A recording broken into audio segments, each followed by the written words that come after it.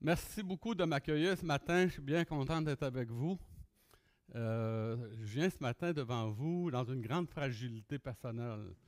Je viens de passer dans ma vie, sans rentrer dans les détails, probablement les 3 dernières semaines parmi les plus toughs émotivement que j'ai vécu dans ma vie. C'est donc quand on s'engage, ça fait longtemps que je dis que je viendrai ici. On s'engage, on ne sait pas comment on va être la journée où on va venir, hein? Puis, vous savez quoi? C'est bien correct comme ça. Parce que Dieu est fidèle, Dieu est au contrôle de notre vie. Il nous arrive toutes sortes de choses dans la vie, que ce soit la maladie. Mon frère m'a dit qu'il a fait un AVC. Il peut nous arriver toutes sortes de choses dans la vie. Et la stabilité qu'on a dans notre vie ne dépend pas des performances personnelles qu'on a. Mais ça dépend du fait que Dieu est un Dieu fidèle qui prend soin de nous. C'est un immense privilège de ressentir sa faiblesse et de pouvoir expérimenter la puissance de Dieu, la compassion du Seigneur dans notre vie. Donc, j'aimerais qu'on puisse, avant d'aborder la parole, se courber et prier. Père Céleste, nous venons devant toi bien humiliés, avec un cœur reconnaissant. On voudrait te dire, Seigneur, que tu es le Dieu qu'on a toujours désiré connaître, même quand on était dans l'ignorance. On cherchait une solution dans notre vie, ça ne fonctionnait pas. Et un jour, dans ta bonté, tu t'es fait connaître à nous, tu as croisé notre route, tu as fait de nous tes enfants. Nous te remercions, Seigneur, pour ça. Te demandons ce matin d'être avec nous et j'aimerais ça, Seigneur, que ce soit toi qui prêches, pas moi. Moi, j'aimerais tellement entendre ta voix, j'ai hâte de l'entendre, d'entendre la voix du Fils de Dieu qui va s'adresser à son peuple, à son épouse, qui va l'aimer, en prendre soin, comme tu le fais depuis qu'on te connaît, Seigneur. Merci pour les épines et les clous, la flagellation, la croix. Merci pour tout ce que tu as accepté pour que cette réalité-là soit possible pour nous. Te demandons ce matin d'être avec nous pendant le peu de temps qu'on va plonger nos yeux dans la loi parfaite, la loi de la liberté. Et donne-nous, Seigneur, d'en tirer quelque chose de valable pour chacun de nous, chacune de nos vies. Au nom de Jésus, Amen. Ce matin, j'aborde un sujet qui est important. On vit toutes sortes de choses dans la vie, même comme chrétien, puis on se blesse, hein, ou on se fait blesser. Ça fait partie de la vie. On fait des bons coups, mais on fait aussi des mauvais coups dans notre vie au niveau personnel. Et on se dit, est-ce que Dieu est capable de dealer avec ça, comme on dit en québécois? Est-ce que Dieu va être capable de nous accompagner dans ce qu'on est en train de vivre dans notre vie? Moi, je dis souvent, on ne choisit pas nos épreuves. C'est elle qui nous rentre dedans. Puis, des fois, on pense qu'on est sur un certain bout calme, puis à un moment donné, il y a quelqu'un qu'on aime qui vit quelque chose et ça vient nous toucher. Ça vient nous détruire. Difficile. Est-ce que Dieu est suffisant? Est-ce que Dieu est capable de nous aider, de nous donner la capacité de gérer ça? Avant de connaître Jésus, on trouvait que ça allait mal. Avez-vous remarqué, des fois, ça allait mal. Avant de connaître le Seigneur, ça va encore mal, des fois, même quand on le connaît, n'est-ce pas? Mais avant de connaître le Seigneur, on trouvait que ça allait mal, puis on ne savait pas pourquoi. On était désorientés, un peu comme ces gars-là qui sont dans leur barque, en haut d'une chute, puis qu'il y en a qui disent que c'est par là qu'il faut aller, l'autre, donc c'est l'autre bord qu'il faut aller. Puis il y en a qui sont entre les deux, puis eux autres, ils rament. Ils rament pour pouvoir s'en sortir parce qu'ils cherchent une direction. Et on était un peu comme ça. La Bible dit qu'on était un peu comme des brebis désorientées, que chacun suivait sa propre voie. Mais l'Éternel a fait tomber sur Jésus l'iniquité de nous tous. Donc, c'est vraiment un temps où est-ce qu'on s'aperçoit, quand on se convertit, ce qu'on appelle la conversion, c'est un moment où est-ce qu'on comprend qu'on a un besoin de changement dans notre vie. On ne comprend pas tout, là, c'est sûr, instantanément, mais on comprend qu'on a un besoin de changement et qu'il y a un temps pour changer. La Bible nous dit que le temps où on entend la parole de Dieu, c'est le jour du salut. Autrement dit, ce que le Seigneur nous dit en clair, quand on entend parler, c'est le temps de changer. Quand on entend l'Évangile, c'est le bon moment. Fait qu'il y a des gens à qui on parle. Moi, je parle à toutes les semaines aux gens à la banque alimentaire. Je vais mardi soir, je vais aller à la prison. Et le message est toujours le même. Vous devez changer. Restez pas comme vous êtes là, sinon vous êtes cuits. Dans le sens réel du mot. Donc, dans Marc 1,15, Jésus, lorsqu'il prêchait et lorsqu'il se promenait, il donnait un message clair. Il disait « Repentez-vous. Repentez-vous et croyez à la bonne nouvelle. » Donc, Jésus, son message c'était un message qui était clair, qui était évident et qui amenait les gens à vouloir à répondre à l'appel que Jésus donnait de changer de direction, changer de façon d'être, de façon d'agir. Faites un détour dans votre vie et un retour. Un détour de votre façon de faire usuelle. Vous avez perpétué pendant longtemps les mêmes habitudes avec les mêmes résultats ou des fois des résultats qui sont de pire en pire. Parce que le péché, ça n'améliore pas la vie. Vous avez remarqué ça? Quand on pratique le péché dans la vie, ça n'améliore pas notre vie. Ça la détruit. Le péché vient nous atteindre. Sache que ton péché va t'atteindre. Mais pas seulement, il va en atteindre d'autres aussi. Le péché, ça nous touche, ça nous ébranle, ça nous affecte, ça nous infecte. Mais aussi, ça a un rayonnement. Comme la sainteté a un rayonnement. Donc, c'est important de comprendre le message que Jésus disait, communiquait, puis ce que les apôtres et que tous les croyants et les prédicateurs fidèles ont véhiculé à travers les siècles, c'est qu'on devait absolument se détourner de nos mauvaises voies et venir à Jésus, faire un retour à Dieu au niveau personnel. C'est un changement, cependant, qui demande du temps. Hein, on a remarqué ça. Il y a un premier temps où est-ce qu'on accepte de rentrer dans un processus de changement. C'est ça qu'on appelle la conversion. Quelqu'un qui se convertit, il accepte premièrement le fait que Dieu a raison, que lui a tort. Il accepte aussi que son plan de vie n'est pas bon, mais que Dieu, s'il a un plan, son plan doit être meilleur que le sien, n'est-ce pas? Mais la personne n'est pas nécessairement encore transformée complètement. Il y a tout un cheminement, ce qu'on appelle la sanctification progressive. La sanctification des croyants, c'est un lent chemin, un chemin qui se fait tranquillement, qui est exigeant. Il ne faut pas être surpris de voir que l'Évangile a des exigences, parce que si ce n'était pas exigeant, ça ne demanderait pas d'effort, ça ne demanderait rien. Vous savez quoi? La salle on n'aurait pas assez de place pour asseoir les gens. Mais parce que l'Évangile a des exigences, parce que Dieu nous a communiqué un message dans lequel on avait une part d'engagement personnel et qu'on avait une décision ferme à fournir, il n'y a pas beaucoup de personnes qui sont intéressées. Et c'est pour ça que la Bible dit que beaucoup seront appelés, mais peu seront élus. Il y a un prix à la restauration personnelle.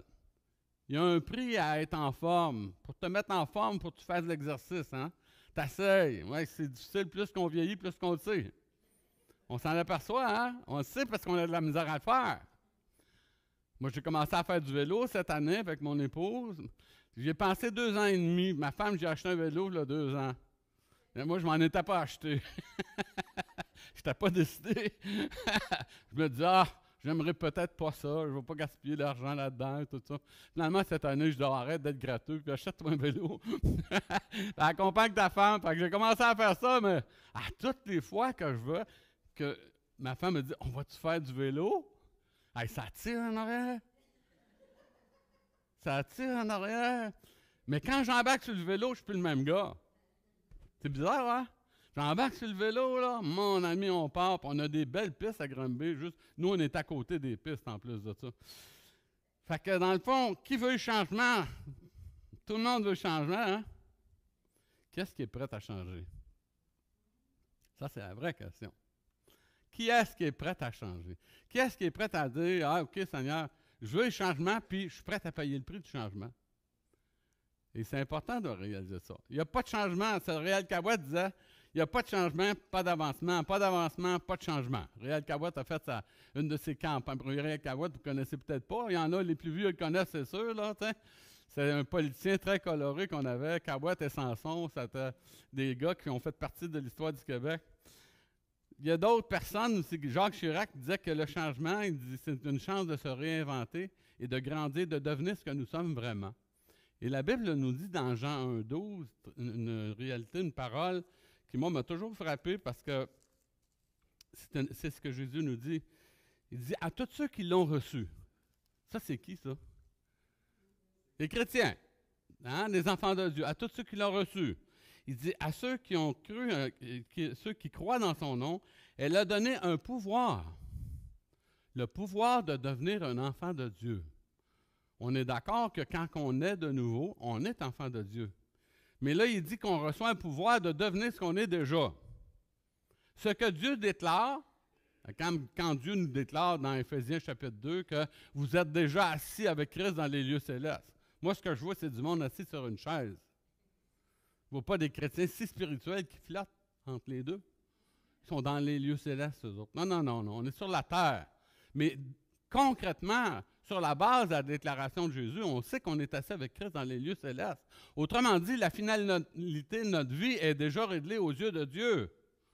Et que quand Dieu nous regarde, malgré le fait qu'on soit des pécheurs, Dieu regarde des personnes qu'il a choisi d'aimer et qui a, dans son plan, un plan qui est parfait, un plan qui est complet, il a choisi de les voir dans la présence de Christ dans les lieux célestes à cause de la victoire de Jésus sur la croix. Pas parce qu'on est plus intelligent ou quoi que ce soit, là. Donc, c'est important. Le changement, c'est une nécessité qui engendre une croissance et ça implique des choix. Et tous les grands leaders vont dire ça, les gens, les gestionnaires d'idées aujourd'hui qu'on voit un peu partout, c'est la réalité. Mais c'est exigeant et c'est contre nature. C'est ça qu'il faut qu'on se dise. Donc, si vous avez des combats, soyez pas surpris. La restauration, c'est un concept. Vous savez que ce qu'on appelle les restaurants, c'est facile pour vous d'aller au restaurant. T'as faim? Ah, tu ne tentes pas de faire ton repas. On s'en va au restaurant, chérie. Hein? Bien, le concept des restaurants, ça a été inventé par une personne qui, un jour, il a eu l'idée, dans le fond, de dire, il a vu des voyageurs, des gens qui faisaient des longs trajets. Puis, il avait besoin d'avoir des forces nouvelles, de renouveler leurs forces. Puis, la personne a décidé d'ouvrir une place où est-ce que les gens pourraient venir manger, se restaurer. Il visait à leur donner des bons aliments. Ce n'était pas des McDo. C'était leur donner des bons aliments, nourrissants, soutenants, pour que le voyageur puisse avoir la possibilité de continuer sa route et arriver à bon port. C'était ça la base du restaurant. Le but, c'était de ressourcer, de revigoter la personne, revigorer, comme on dit en québécois, et de le transformer au point qu'il puisse être capable de continuer son cheminement. Quand on parle de restauration spirituelle, on parle de ça aussi. Donc, c'est important. On a besoin d'avoir de l'énergie comme chrétien pour avancer dans notre vie. On a besoin d'avoir des ressources. Et parce que le but réel, c'est de faire un retour à Jésus qui va nous ramener à l'intégrité personnelle. Quand le Seigneur ramène quelqu'un, il l'attire à lui, il veut le prendre, il veut le transformer, mais il y a un plan. Son plan, c'est de lui donner l'énergie nécessaire pour qu'il soit capable de revenir à une vie d'intégrité, une vie droite, une vie qui fait de nous des serviteurs de Dieu, des gens qui connaissent leur Dieu et qui sont capables de prendre soin. Vous devriez être rendu plus loin au niveau de la diapo. Beaucoup plus loin encore. Et encore plus. Donc, on est encore plus loin. OK, ça marche. Je pensais que vous me suiviez. Je m'excuse. Hein? Donc, aujourd'hui, on va prendre un modèle, une personne qui avait besoin de changement qui s'appelle l'apôtre Pierre. J'ai pris l'apôtre Pierre comme modèle parce que je trouve que dans sa vie, c'est un homme qui avait beaucoup de caractéristiques qui nous ressemblent. Ça devrait être Jean 21. Continue, là, vous êtes revenu au début. C'est ça, c'est celle-là. Êtes-vous content? Donc, l'apôtre Pierre était un homme, moi je dis, c'est un homme qui me ressemble dans la Bible, c'est l'apôtre Pierre, pas mal. Dans sa nature profonde. Moi, je suis sorti d'une vie dans ma vie qui était dissolue avec toutes sortes de problèmes au niveau personnel. J'avais un arrière-plan familial dysfonctionnel. Je suis devenu une personne dysfonctionnelle. et qui a bâti des relations qui étaient dysfonctionnelles, c'est sûr. Quand tu es dysfonctionnel, en général, tu ne bâtis pas des choses bien solides. Et Jésus s'adresse à Pierre. Jésus sait qu'il va être crucifié. Dans ce texte-là, dans Jean 21, 15, Jésus s'adresse à Pierre après qu'il a eu fait la dernière scène. Un peu, on vient de prendre le repas du Seigneur. On était un peu dans le même contexte, on va dire. Donc, on va s'identifier avec lui. Et il lui dit ceci. Après qu'ils eurent mangé, Jésus dit à Simon-Pierre, « Simon, fils de Jonas, m'aimes-tu plus que ceux-ci? » Il lui répondit, « Oui, Seigneur, tu sais que je t'aime. » Et Jésus lui dit, « Paie mes agneaux. » Il lui dit une seconde fois, « Simon, fils de Jonas, m'aimes-tu? » Pierre lui répondit, « Oui, Seigneur, tu sais que je t'aime. » C'est la bonne réponse, hein? Jésus leur lance. Jésus lui dit, « Paie mes brebis. » Et il lui dit pour la troisième fois, c'est chalant ça là, hein? La troisième fois, est-ce que Jésus a un problème de surdité? Seigneur, qu'est-ce qu'il est en train de faire? Il est en train d'essayer de tourner le couteau dans la plaie? Jésus lui pose la question, « Pierre, m'aimes-tu? » Pierre fut attristé. Pierre fut attristé. Attristé de ce qu'il lui avait dit pour la troisième fois, « M'aimes-tu? » Il lui répondit, « Seigneur, tu sais toutes choses. Tu sais, Seigneur. Tu sais que je t'aime. » Jésus lui dit, « Paie mes brebis. » En vérité, je te le dis, quand tu étais jeune, tu te saignais toi-même et tu allais où tu voulais. Mais quand tu seras vieux, tu étendras les mains et un autre te ceindra.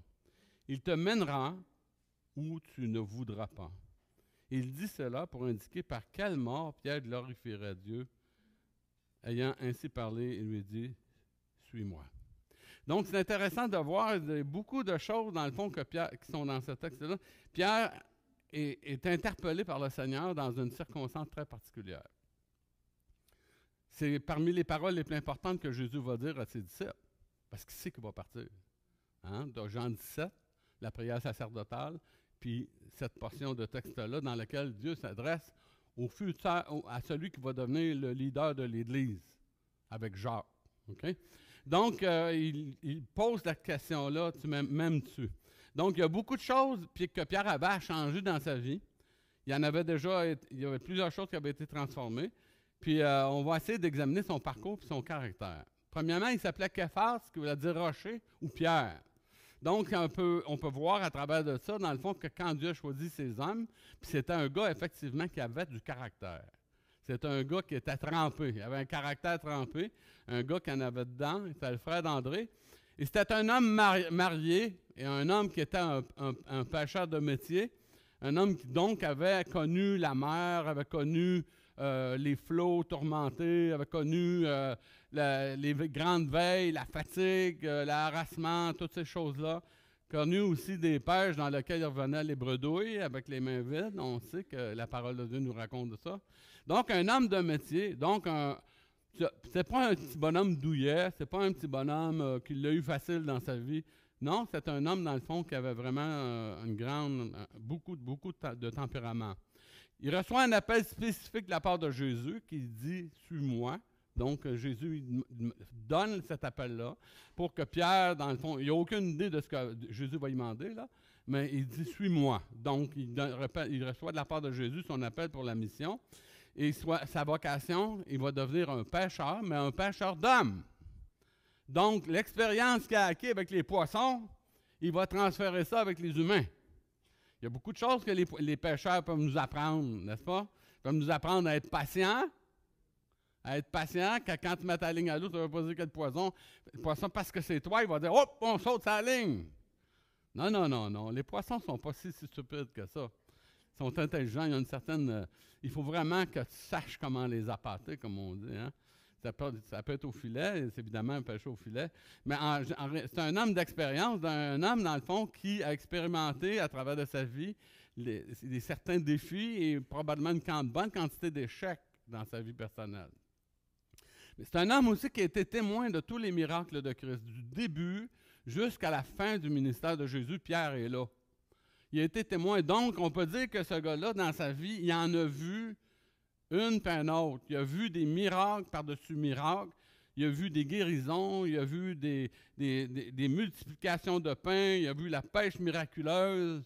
Pour un pêcheur, là, pêcher 153 grands poissons, là, quand tu as pêché toute la nuit et tu es revenu avec tes filets vides, là, je vais dire de quoi, ça te donne un coup à ton orgueil au niveau personnel. Puis il devait être drôlement impressionné. Puis il est tombé à genoux dans le poisson du Seigneur. Hein? Il l'a appelé Seigneur. C'est là qu'il l'a appelé Seigneur. Il a vu, il a reconnu qui était Jésus à travers ce miracle-là. Il a vu Jésus guérir des lépreux. Il a vu Lazare ressusciter. Lazare, sors! Qu'est-ce qu'a fait Lazare? Il a dit, oh, laisse-moi dormir, je suis tranquille là. Non, non, Lazare s'est levé à la voix du Fils de Dieu. Il a obéi à la voix du Fils de Dieu et il a ressuscité. C'est pas rien, ça. Moi, je n'ai jamais vu de résurrection encore. J'ai vu des guérisons. J'ai prié déjà pour des personnes. J'ai vu Dieu guérir une personne que je voyais vraiment qui était décomptée. J'ai fait la même prière pour une autre personne, mais il est décédé. Puis je peux vous dire que pour la personne qui est décédée, c'était vraiment mieux pour lui. C'était un chrétien, mais tellement magané dans sa vie. Je pense que Dieu a eu compassion de lui en ne le guérissant pas. C'est bizarre de dire ça, hein? Je pense qu'il l'a guéri, il ne l'a pas guéri, puis c'était la meilleure chose pour lui. Je pourrais vous conter son histoire. L'ancien chef de police de la ville de Montréal dans le temps de Jean Drapeau. J'étais son pasteur, en tous les cas. Pierre est un homme qui était dans le cercle rapproché de Jésus. Il était vraiment un intime. Pierre, Jean, Jacques, c'est les trois qui ont été ensemble avec Jésus, qui ont participé à la transfiguration. Tu vois Jésus qui est devant toi et qui se transforme, et on dit que son visage, ses vêtements sont devenus blancs comme un foulon. Il était rayonnant, il brillait. Moïse sur la montagne, Exode 33, on se rappelle de ça. Quand Moïse est allé sur la montagne pendant 40 jours, qu'est-ce qui s'est passé? Quand il est revenu, les gens le voyaient, il était obligé de mettre un voile sur son visage pour pas que les gens voient la gloire de Dieu. Quelque chose, hein? Il irradiait tellement, c'est pas parce qu'il était un homme extraordinaire par lui-même, c'est simplement parce qu'il était en contact avec Dieu dans sa vie. Dieu a fait une œuvre. Et cet homme-là était tellement touché par la présence de Dieu qu'il rayonnait comme un soleil. Quand je me suis converti, moi j'étais un gros pécheur. J'étais dans la drogue. J'étais embarqué dans vraiment des mauvaises choses. Le soir de ma conversion, le 26 février 1977, avec mon ami, le Seigneur m'a bouleversé, ma vie est changée. Je me réveille le lendemain matin, là, je bouillonne. Vous savez ce que c'est quand on se convertit, hein? Ça bouillonne en dedans, ça bouillonne en dedans. Ouais. Là, moi, je ne comprenais pas parce que j'étais jeune chrétien. Je savais juste qu'il s'était passé quelque chose, mais je ne comprenais pas grand-chose, dans le fond. Je m'en vais, je restais chez maman dans ce temps-là. Fait que je m'en vais, je dis à maman, je vais me chercher de l'argent au guichet. Rendu au guichet automatique, je rentre là. Il y a un gars que je connais avec qui j'ai été dans la drogue, avec qui j'ai fait des mauvaises affaires. Fait que je dis au gars, comment ça va? Le gars, il a l'air éteint, là. Tu sais, un nuage noir, sombre. Fait qu'il dit, oh, ça va pas fort. Mais il me regarde comme ça, puis il recule comme ça. Il dit, qu'est-ce que t'as, toi? Je dis, quoi, mes jeans sont tout sales? Qu'est-ce qu'il y a? Il dit, tu rayonnes. Il dit, tu rayonnes. Hey, moi, écoutez, ça a été du gaz. Je pense que j'ai roulé là-dessus pendant des années. J'en revenais pas. Pas parce que, tu sais, je me dis, hey, ça. Puis quand j'ai lu, imaginez quand j'ai lu Exode 33, j'ai vu ça dans la Bible. J'ai dit, c'est vrai, ça marche. Ça se peut. Pourquoi? Parce que Dieu avait besoin de me donner une chose significative. J'étais tellement bouché dans ma vie, là. Il fallait que Dieu fasse des choses comme ça. Je n'étais pas plus saint qu'un autre, une personne bien ordinaire, un pécheur à qui Dieu a fait grâce. Mais la gloire de Dieu s'est manifestée. Pierre a vu Jésus. Il a marché sur les eaux. Quand même pas rien. Avez-vous déjà essayé? Moi, je l'ai essayé, marcher sur les eaux. Mais c'était en hiver, ça a marché.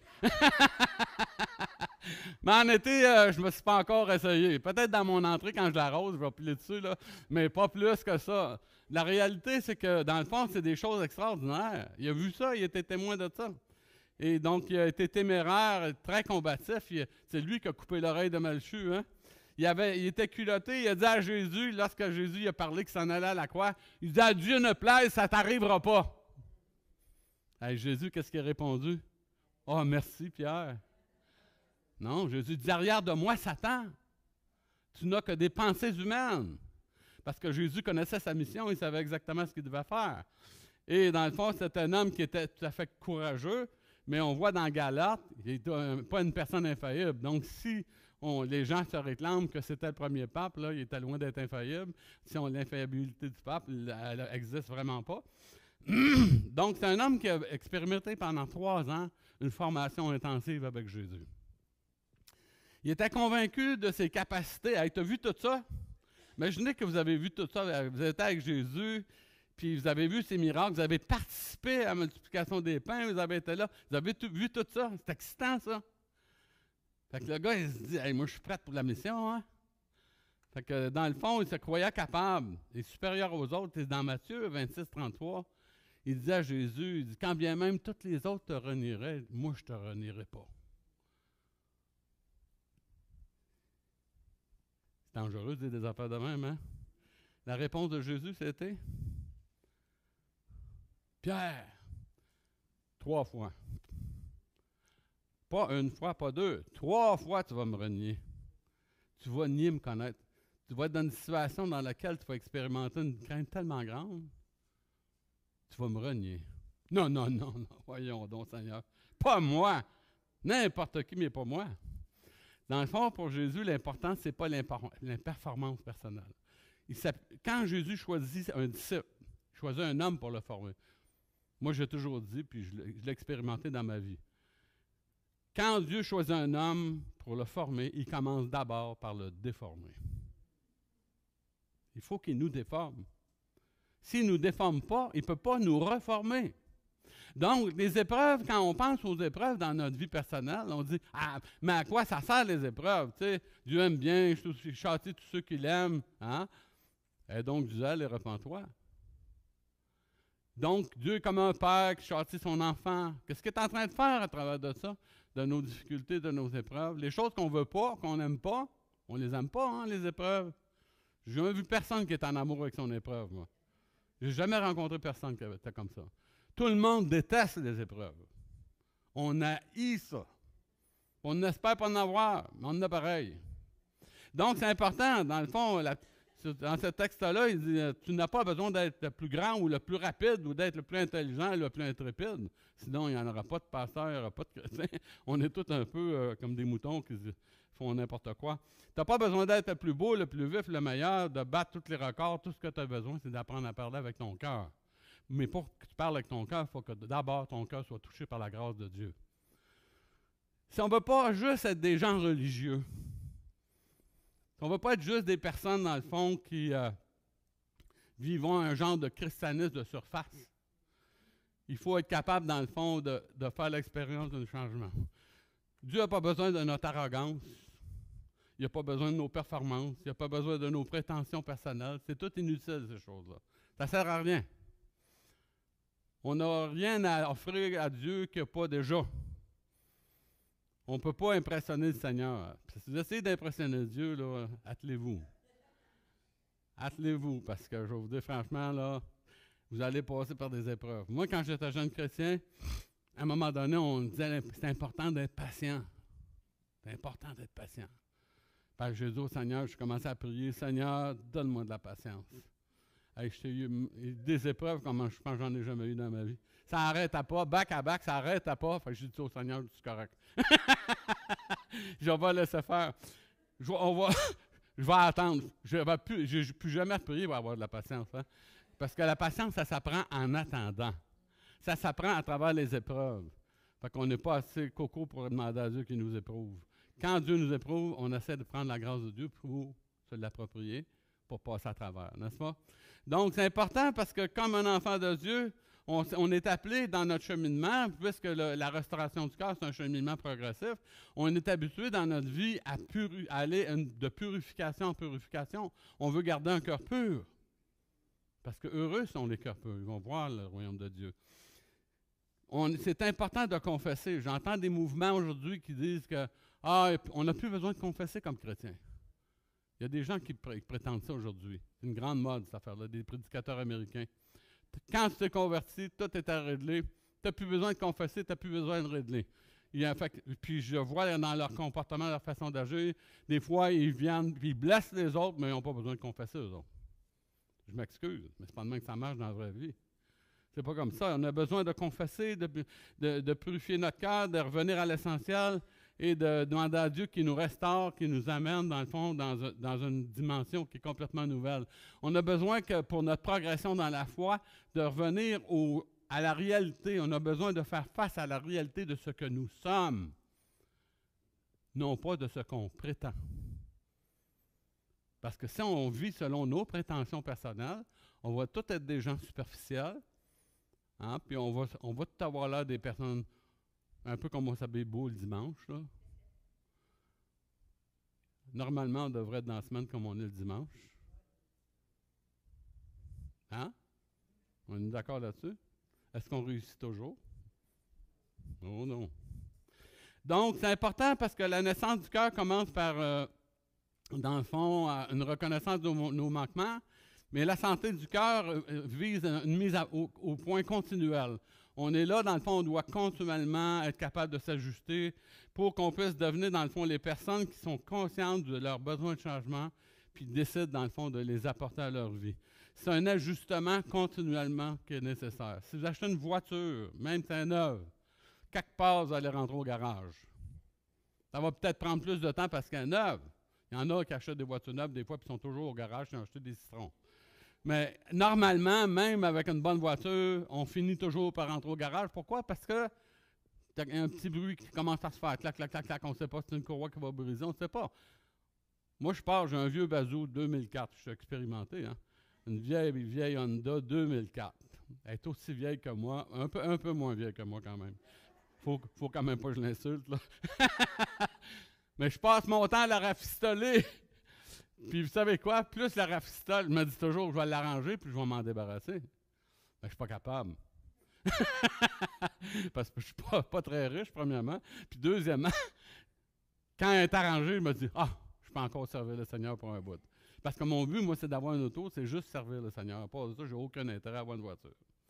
C'est pour venir à Saint-Liboire, pour aller à Val-des-Sources, pour aller à Sorel, pour aller un peu partout, pour être capable, dans le fond, d'être capable de remplir mon ministère. Sinon, je n'en aurais pas de voiture. Mon épouse en a une, j'ai acheté une bonne auto pour elle. Parce que, elle mérite. Ça fait quand même 38 ans qu'on est ensemble. Là. Ça vaut quelque chose, ça? Mais plus que ça, c'est je veux qu'elle soit en sécurité. Donc, les ajustements sont nécessaires et un cœur repentant nous conduit toujours à l'honnêteté et la foi nous ramène toujours à l'intégrité. Quand on fait confiance à Dieu, quand Dieu va nous parler, Dieu ne nous fera jamais de faux semblants. On a chanté tout à l'heure, pas de faux semblants. Dieu va nous dire les vraies affaires. Puis quand il nous parle, puis qu'il nous dit les vraies choses, qu'il nous montre les vraies choses dans notre vie, c'est un geste d'amour de la part de Dieu. Même si des fois ça peut être souffrant dans notre vie. Quand Dieu m'interpelle comme personne, c'est pas parce qu'il y a besoin, lorsque je confesse, il n'y a pas besoin que je l'informe de ce que je vis. Il sait très bien ce que je vis. Si vous souffrez, sachez que Dieu le sait. Ça ne fait pas partie de « pauvre petit, j'avais pas vu ça. » Dieu n'est pas en train de dire là, « Oh, hey, merci de me confesser ça, j'avais pas vu ça. » Je n'étais pas au courant que tu vivais ces choses-là, ces combats-là, ces conflits-là avec ton époux, avec ta femme. Hey, boy, excuse-moi, je dormais. Non, il ne veille ni ne dort. Celui qui garde Israël, ou qui garde Daniel, ou qui garde Jean-Pierre, ou qui garde peu importe. La Bible nous dit que Dieu est au courant. Donc, quand Dieu nous amène à prendre conscience de ces réalités-là, c'est que Dieu est en train de viser notre cœur parce que c'est de là que partent toutes les sources de la vie. La Bible nous exhorte à prendre soin de notre cœur, c'est de lui que viennent toutes les sources de la vie. Si on a un cœur en mauvais état, le reste va être tout croche. Si on a un cœur en bon état, ça va nous aider à rebalancer toute notre existence. Si le cœur est en santé, le reste va suivre, n'est-ce pas? Obélix, lui, c'est à son estomac. Si son appétit va, tout va. Mais nous, si le cœur va bien, le reste va suivre comme croyant. Donc, la confession du cœur est importante. Et c'est pour ça que Jésus pose ces 3 questions. La première question, il dit « M'aimes-tu » Et dans le grec, vous n'avez peut-être pas le grec ici, là, mais dans le grec, Jésus dit à Pierre, « Pierre, est-ce que tu m'agapes? » Vous avez entendu parler depuis les années qu'on parle comme des sermons comme croyants, le mot « agape ». On parle d'un amour spirituel véritable, un amour qui en général est dirigé vers Dieu, ou un amour qui est orienté vers les choses spirituelles. Quand on parle de l'amour agapé, c'est de cet amour-là qu'on parle. C'est le plus haut niveau d'amour qui existe. Il n'y a pas d'amour plus haut, plus grand que l'amour agapé. OK? Donc, fait que Jésus pose la question à Pierre, « Pierre, tu m'agapes-tu? » Puis, c'est un peu gênant, hein? Il dit, « Tu m'agapes-tu plus que ceux-ci? » Il montre les autres disciples. Qu'est-ce que Pierre avait dit avant? Quand bien même il te renierait tout, moi je ne te renierai pas. OK? Pierre, est-ce que tu m'agapes plus qu'eux autres? C'est gênant, hein? Ça, c'est une question qui dit, je connais ton cœur. Pierre dit, Seigneur, tu sais que je t'aime. Et la réponse de Pierre, c'est, Seigneur, tu sais que je te philéo. Philéo, c'est un amour qui dit, une sorte d'amour dans lequel c'est plus un témoignage d'amitié. C'est-à-dire, il demande, tu m'aimes-tu d'une façon spirituelle, d'une façon profonde? Puis là, Pierre, c'est gênant, il répond, Seigneur, tu sais que j'ai de l'amitié pour toi. Là, Jésus la relance. OK, la première question, tu ne l'as pas compris. Pierre, m'aimes-tu? Puis là, Jésus, il pose encore la même question. Est-ce que tu m'agapes? Pierre dit, Seigneur, tu sais que je te philéo, hein? Puis la 3e fois, Jésus il rabaisse le niveau de la question. Il dit, Pierre, est-ce que tu me philéo? Il est en train de montrer à Pierre qu'il comprend son incapacité. Fait que faites-vous pas d'illusions sur vous-même. Si vous êtes des fois en difficulté, vous vivez des choses, vous voulez aimer le Seigneur, n'est-ce pas? Mais concrètement, humainement parlant, on n'est pas capable d'aimer Dieu comme il le mérite. On ne peut pas aimer Jésus à la hauteur du sacrifice qu'il a consenti pour nous. On ne peut pas aimer le Seigneur à cette hauteur-là. C'est pour ça que Paul va dire dans 1 Corinthiens 13, si tu n'as pas l'amour, tu es comme un airain qui résonne, une cymbale qui retentit. Si tu n'as pas l'amour que Dieu seul peut mettre dans le cœur de quelqu'un, bang, ça sonne faux. Donc, c'est important de réaliser ça dans notre vie personnelle. Dieu ne nous prend pas pour des surhommes ou des surfemmes ou des surenfants, si jamais il y a des enfants. Dieu nous voit et nous connaît, puis il connaît notre besoin d'être restauré. Il sait dans le fond de notre cœur qu'est-ce qui doit être fait. Il sait exactement ce qu'on vit intérieurement. Il connaît nos incapacités, nos manques d'amour. Puis il travaille dans notre vie parce que son but, c'est de nous amener à un enracinement. Éphésiens 3, 14 à 19. Je n'ai pas le temps de prêcher ça ce matin, mais c'est un enracinement. Qu'on puisse connaître par l'enracinement dans l'amour, qu'on puisse découvrir la grandeur de Dieu. Et c'est ce qui nous fait fléchir devant Dieu. L'apôtre Paul avait compris ça, lui. Hein? Puis il dit, moi, je ne fais plus pour ma vie aucun cas comme si elle m'était précieuse, en autant que je complète ma course avec joie. Et puis, à cause de ça, lorsqu'il a compris l'amour de Dieu, il dit, je fléchis mes genoux devant le Père.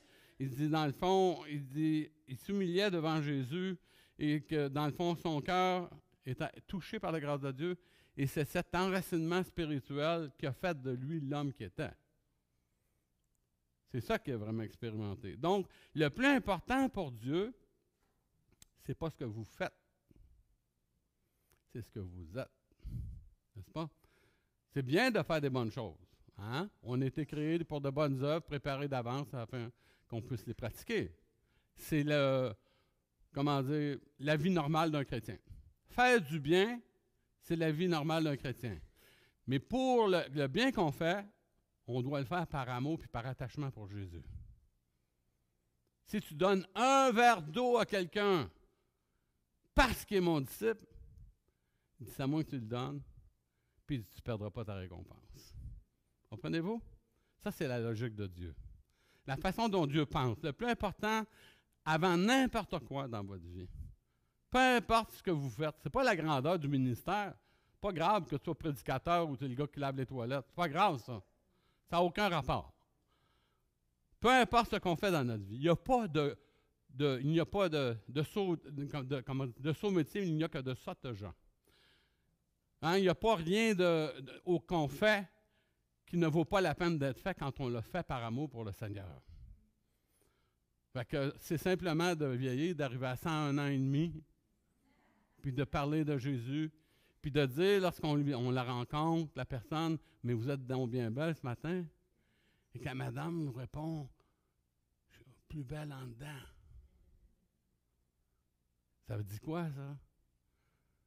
Ça dit la vérité, que le cœur a été transformé par la grâce, a été touché par la grâce de Dieu, et que ce cœur-là, dans le fond, a lui permis de comprendre, dans le fond, l'importance de l'amour de Dieu. Cet amour-là qui se maximise à tous les jours. Donc, veillez dans votre vie à préserver le climat qui favorise, dans le fond, l'effervescence de l'amour, à savoir la confession qui vous amène dans la sainteté, la purification de vos anciens péchés. Pierre va nous dire de ne pas mettre en oubli la purification de nos anciens péchés. C'est donc que le péché nous enveloppe si facilement. Hébreux chapitre 12, verset 1 nous dit, à 3. Et de revenir avec, peu importe dans la situation où ce que vous êtes. Je ne sais pas, moi je ne connais pas votre vie. Souvent j'en ai plein bras juste avec la mienne. Peu importe d'où vous venez, ce que vous êtes, ce à travers quoi vous avez passé comme croyant, l'important, c'est de revenir constamment à la vérité, à la droiture de cœur, à l'intégrité personnelle, à l'honnêteté. D'être honnête devant Dieu. Et tout ça par amour pour Jésus. Tu as de la misère avec ton conjoint, il est détestable avec toi. Ça se peut. Un homme détestable, des chrétiens détestables. J'en ai vu, moi, comme pasteur. Des gens vraiment pas fins avec leurs femmes et des femmes vraiment pas fines avec leur mari. Comment tu fais pour aimer quelqu'un comme ça? Si tu n'as pas l'amour de Jésus-Christ pour l'aimer. N'est-ce pas? C'est surhumain ce que Dieu nous demande, d'aimer nos ennemis, de prier pour ceux qui nous persécutent. C'est surhumain. C'est seulement Jésus qui peut le faire à travers de nous autres. C'est seulement le Seigneur qui peut faire ces choses-là. On doit agir par amour pour Jésus. On ne doit pas tomber dans le légalisme. C'est d'agir d'une façon avec des pressions légales ou avec des pressions relationnelles. On n'est pas appelé à faire ça.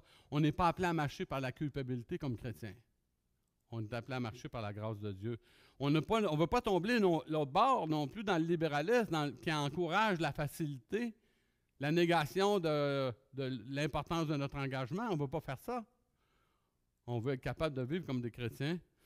Et seulement l'amour de Dieu peut nous permettre d'avoir un attachement du cœur et d'esprit à Dieu qui est tellement fort qu'il va amener un changement profond dans notre vie. C'est important, ça. C'est fondamental ce matin, ce que je vous enseigne. Ce qui nous qualifie pour la mission, c'est l'amour. Pierre, m'aimes-tu? Seigneur, tu sais que je t'aime. Paie mes agneaux. Un pasteur qui n'aime pas ses agneaux, il est bien mieux de faire un autre job. On est d'accord là-dessus? Un homme qui n'aime pas ses vaches, il est mieux de ne pas être vaché. Hein? C'est vrai? C'est un fait. Si tu n'aimes pas les enfants, porte-toi pas une garderie. Ça prend de l'amour. Parce qu'il y a des situations difficiles dans la vie et c'est l'amour qui va nous permettre de passer à travers. Ce qui nous qualifie pour la mission, ce qui nous permet d'honorer Dieu dans notre vie, dans notre service, ce qui nous libère de nous autres-mêmes et nous rend capables d'accomplir ce service-là, c'est l'amour, dans le fond, qui engendre dans notre cœur une soif d'intégrité, un désir d'authenticité, et c'est ce qui honore Dieu. Donc, la grosse question. La grosse question. Mettez votre nom. Daniel, Jean-Pierre, François, Caro, Marc-Olivier, peu importe, là. Anne, Anne-Marie, j'ai pris Anne-Marie parce que les autres noms, je ne me rappelais pas. J'ai changé parce qu'elle avait prêché ailleurs. Peu importe, vous pouvez mettre votre nom là-dedans, toute la liste des membres et toutes les autres. M'aimes-tu? C'est ça que Jésus vous demande. Est-ce que tu m'aimes? Si tu m'aimes, tu vas être capable, dans le fond, de donner la bonne réponse. Si tu dis oui, Seigneur, je t'aime, qu'est-ce que tu veux que je fasse maintenant pour toi? Seigneur, il ne me reste pas beaucoup de temps à vivre. Il ne nous reste pas beaucoup de temps à vivre. Moi, j'en ai bien moins qui me reste que ce que j'ai fait. Ça fait 48 ans que je suis dans le ministère, 47. Je ne sais pas comment que Dieu me réserve d'années encore. Je suis content juste d'être avec vous. Ce matin, je considère ça pas comme une obligation, comme un privilège que Dieu me donne de prêcher dans ce monde de pécheurs perdus la splendeur de la grâce de Dieu. Est-ce que je suis une personne parfaite et rendue? Demandez à ma femme. Je fais des blagues comme ça. C'est pour ça que je ne l'amène pas avec moi au cas où, tu sais. Je vais vous donner mon numéro de téléphone, vous l'appellerez. Mais fondamentalement, vous savez, blague à part, l'important dans la vie, c'est de... La Bible dit, on va reconnaître qu'on est des disciples de Jésus à quoi? À l'amour qu'on a les uns pour les autres. L'amour, ça prend soin. L'amour, ça se préoccupe de l'autre. L'amour, ça ne cherche pas à avoir raison, ça cherche à régler pas à avoir de créer des problèmes, cherche à régler les difficultés. L'amour, ça apaise, ça enflamme pas. Que le cœur soit enflammé, mais que ce soit pour Jésus. Mais que notre engagement personnel soit un engagement dans lequel, Seigneur, on dit, Seigneur, moi je veux aimer comme tu as aimé. Si vous n'êtes pas capable, demandez-lui. Demandez-lui de vous donner cette capacité surnaturelle. Prions. Notre Père Céleste, ce matin, je te remercie pour le privilège d'aborder ta parole. C'est toujours étonnant, tout ce que tu nous montres dans les Écritures, pour nous permettre de réfléchir et de descendre à un niveau plus profond dans notre cœur. On sait qu'on est imparfait, Seigneur, et impuissant par nos propres forces. On te remercie d'être si patient avec nous. On te demande de nous bénir, de bénir ceux qu'on aime, qui peuvent aussi se tromper autour de nous. Te demandons, notre Dieu, que tu nous donnes de vivre dans la dépendance de Dieu, dans la dépendance de l'Esprit. Nous savons, Seigneur, parce que tu l'as dit dans ta parole, sans moi, vous ne pouvez rien faire. Il nous parle de cette réalité-là, c'est directement de la capacité d'aimer. On a besoin, Seigneur, d'aimer comme tu aimes nous et fortifie-nous dans ton beau nom. Amen.